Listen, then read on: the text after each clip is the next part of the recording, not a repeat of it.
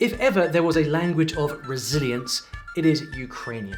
Everyone from the Tsars to Stalin have tried to wipe Ukrainian from the face of the earth. They even banned this and this to try and silence the language forever, which led to some dramatic protests. Meanwhile, behind closed doors,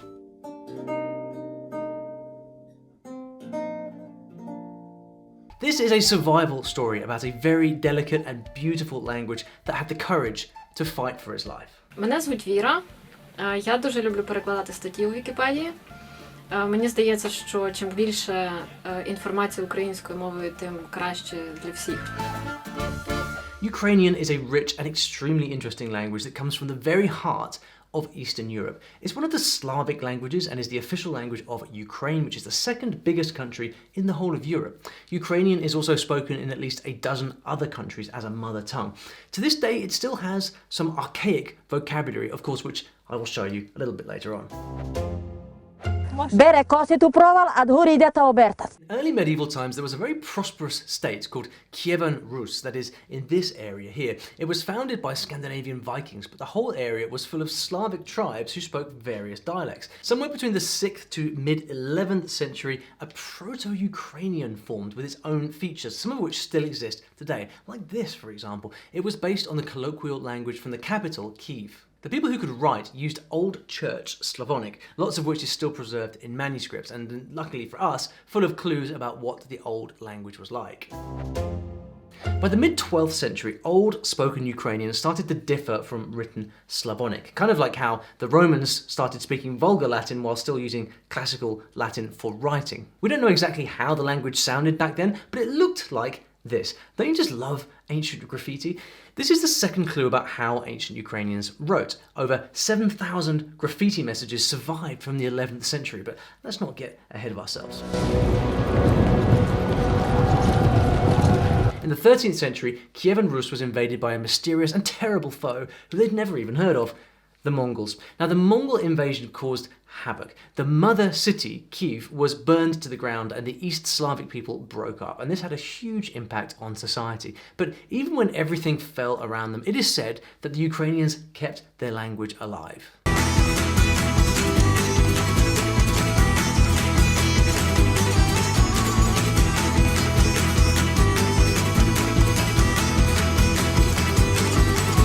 They had a strong tradition of folk songs and storytelling, and even today Ukrainians love singing. Most of their folk songs are either about love or saying goodbye, and there are 200,000 of them. Well, they'd be getting a lot of time to practice, as you're about to see.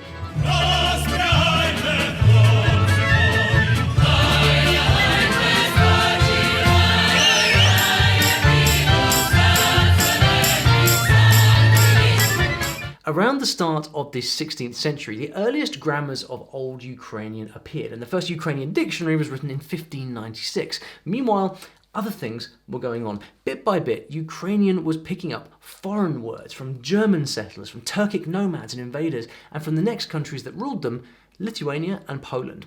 A language variety called Ruthenian developed, and this is where modern Ukrainian actually comes from. Polish also had an enormous influence on the language. Now, just going on vocabulary, the closest to Ukrainian is Belarusian, and then followed after that Polish, Slovak, and Russian. But something terrible was on the way. Beginning in the 18th century, the Russian Empire occupied Ukraine. Tsar Peter I banned printing in Ukrainian, and all Ukrainian church books were seized. Then Tsar Peter II made them rewrite all state books into Russian. When they were dead, Catherine II continued this game. What was the plan? Well, it was to get everyone speaking Russian, of course. It carried on and on. Teaching in the Ukrainian language was banned. Schools were shut down. They started teaching Polish instead. It's not really surprising that the old literary language was gone by the late 18th century. We could have predicted that. But Ukrainians kept telling their own folk stories and singing their own songs. The new literary language that would come later was based on these stories. It just goes to show the power of storytelling. And if you're enjoying the stories that I tell, please like and subscribe to the channel and turn on notifications. That way I can keep them coming your way. There was, is not, and could not have been a separate Little Russian language. In the 1800s, there was a total crackdown on all things Ukrainian. Ukrainian literature was prohibited. Even the word Ukrainian was banned and replaced with Little Russian. Teaching Ukrainian in schools was banned until 1917. They even tried to replace the Ukrainian alphabet with the Latin alphabet. But the madness doesn't stop there, I'm afraid. Ukrainian stage performances were banned, and if you were a musician, well, you weren't allowed to have Ukrainian lyrics on your musical scores. Talk about drama. Leaders kept prohibiting the language, but who's going to stop friends telling tales around a campfire? And this is where the most popular poet comes in. Taras Shevchenko was an outstanding Ukrainian poet of the 19th century. He and some friends started a secret political society. He used to read his revolutionary poems and hand out copies until... Yep, he was arrested and sentenced to 10 years of exile, prohibited to write or paint. But did he stop? Of course he didn't stop. Have you ever met a poet? He's not going to stop. He continued writing poetry in secret, of course, and Shevchenko's writings were amazing. He wrote with words that everyday people were using instead of the unnatural kind of language you normally saw in literature. His work actually helped perfect Ukrainian, making it more beautiful, so there's no wonder that people loved him. Садок вишневий коло хати, груші над вишнями гудуть. Meanwhile, the Russians. Now, from the mid-19th to early 20th century, the laws banning the Ukrainian language came in never-ending waves. You couldn't even give your baby a Ukrainian name, and I'm not kidding. Finally, during the 20th century, things started looking up. After World War I and the Russian Revolution of 1917, something big happened. Ukrainization. The Ukrainian Soviet Socialist Republic formed in 1922, and once again the language was encouraged. Phew, relief, right? But would it last? Well, keep watching. People grew independent and culture was revived. Ukrainian was in schools, theatres, newspapers, cinema. It was everywhere again, and it spread fast. It travelled as far as the Far East, in fact. Someone standardised the spelling. Dictionaries were published. The literary standard was formed. Style and translation developed enormously. You had to take a Ukrainian language exam to get into university. In fact, you could even get fired from your job if you didn't speak Ukrainian. Ukrainian became the language of the army, law, administration, and education. Basically, it was massive, which is why this next part is so hard to believe. Ever heard of language famine? Well, you're about to. In 1933, Stalin banned Ukrainization, and at this time, things got violent, and I mean extremely violent. It was a bad time to be a writer. Many people disappeared forever. The man responsible for language reforms committed suicide because he was afraid that he'd either be executed or deported. These were dark and confusing days, but it was also a bad time to just be Ukrainian. During the Great Famine of 32 to 33, Stalin's men confiscated the food of peasants and millions of people died.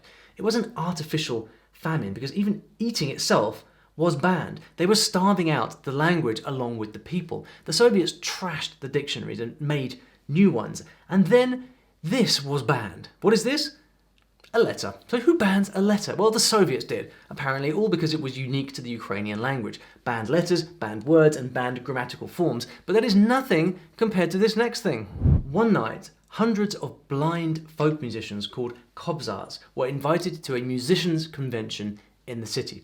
Late that night, the singers were taken from the train cars to the edge of a forest where trenches had been dug waiting for them, and, well, I think you know what happened next. Stalin, you see, tried everything to wipe out Ukrainian music and the Ukrainian language, and this pattern didn't stop until 1991, and the whole time the linguists, writers and scientists were fighting for the language. Many were imprisoned or killed, and some brave rebels did crazy things that you wouldn't believe. This man wrote a book of Ukrainian synonyms while sitting in a prison camp, but the most radical act against Russification was by a guy called Olly.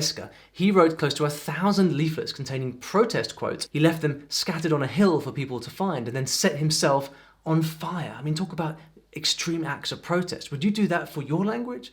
And then came 1991. And what happened in 1991? Well, I will tell you in just a second. But if you're enjoying this story so far, well, this whole channel here is full of stories about languages and language learning. But stories don't stop with those things, because here at StoryLearning, I actually teach languages through story too. And the reason is that stories are the best way that I found to learn any language, because stories are how we learn naturally. It's how we learned our first languages, and we can use stories to learn a new language too, which is exactly how I teach here. And if you'd like to learn more about this, I've put together a completely free story learning kit that shows you how to learn languages using the amazing power of stories. So if you are curious, check out the link below and claim your free story learning kit.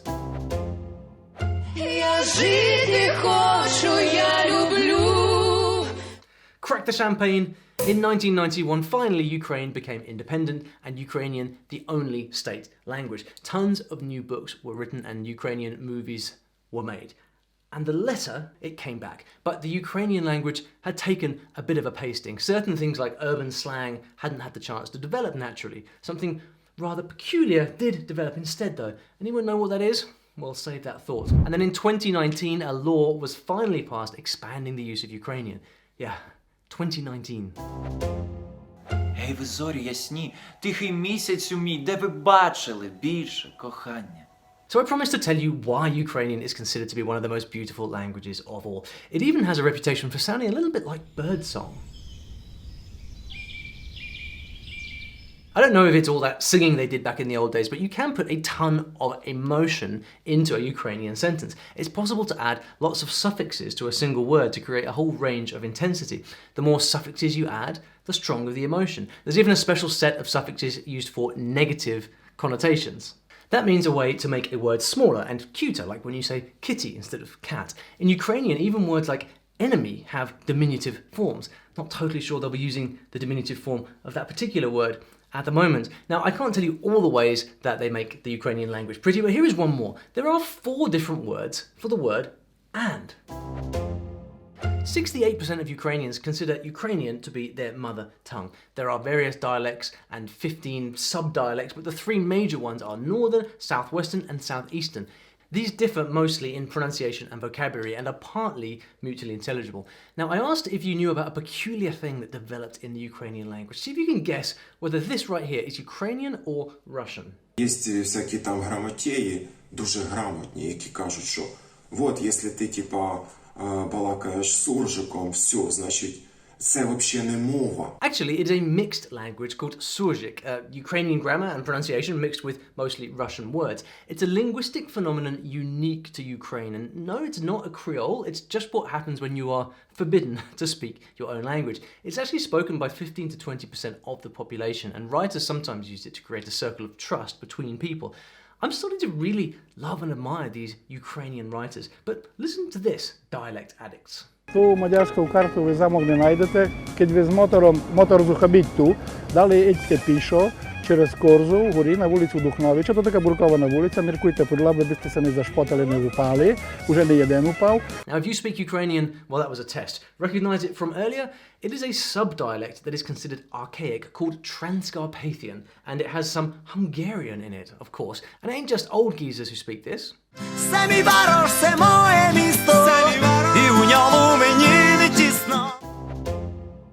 Ukrainian is now the 26th most spoken native language in the world. There are almost 50 million ethnic Ukrainians worldwide, including 37.5 million in Ukraine and another 8 or more million in Russia and the former republics of the Soviet Union.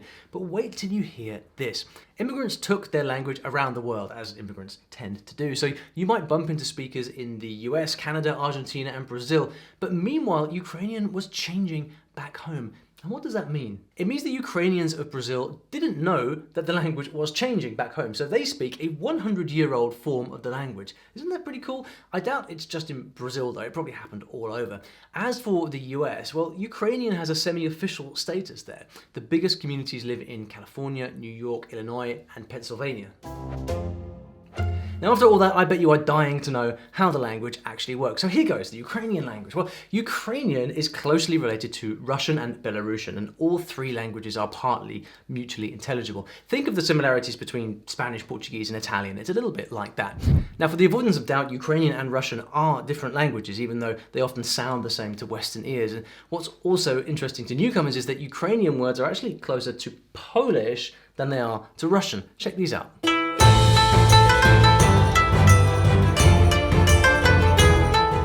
Ukrainian is a richly inflected language, meaning word endings change depending on where they are in the sentence. So that's really hard, but the easy part is that you mostly pronounce the words the way that they are spelled, so that saves you a bit of trouble. Now this is not a grammar video, but here's the 30-second version of Ukrainian grammar. So word order is subject, verb, object like English, but you can mix it up too. In Ukrainian sentences, the important thing is the topic. So first you say what the sentence is about, the topic, and then you give information about that thing, the comment. So it's topic, comment, one of the most basic constructions of meaning in all human language. There are 3 genders, masculine, feminine, and neuter, a bit like German. Ukrainian doesn't have any articles, so there are no words like the or a. And then there's this strange thing. Oh, Romeo, Romeo. When Juliet says, "Oh, Romeo," the word "oh" is called vocative case. It's a way of addressing the person that you are speaking to. It might be archaic in English, but Ukrainian still uses it, which is pretty cool. But that's just one of 7 cases. Verbs have only 3 basic tenses, present, past, and future, but there are complex verbs of motion, not to mention all of the verb conjugations. Ukrainian uses a Cyrillic alphabet, but its own version of a Cyrillic alphabet. So although a lot of letters are like Russian, there are also a few unique letters to represent Ukrainian sounds. There are 33 letters altogether. 20 are consonants, 10 are vowels, and 2 are semivowels. One thing that kind of stands out as scary is these consonant clusters, all these consonants stuck together. We're not used to this really in English, but Ukrainian has plenty of these. Stress can occur on any syllable of a word, too. Now, about the banned letter that made a grand comeback. Well, ironically, the sound it makes doesn't actually exist in many Ukrainian native words anymore, and you mostly hear it in old dialects, after all that. But the struggle was very real. If you want to read Ukrainian but haven't learned the Cyrillic alphabet, it is possible to find things written in the Latin alphabet, but why would you want to do that? Don't make all of this for nothing.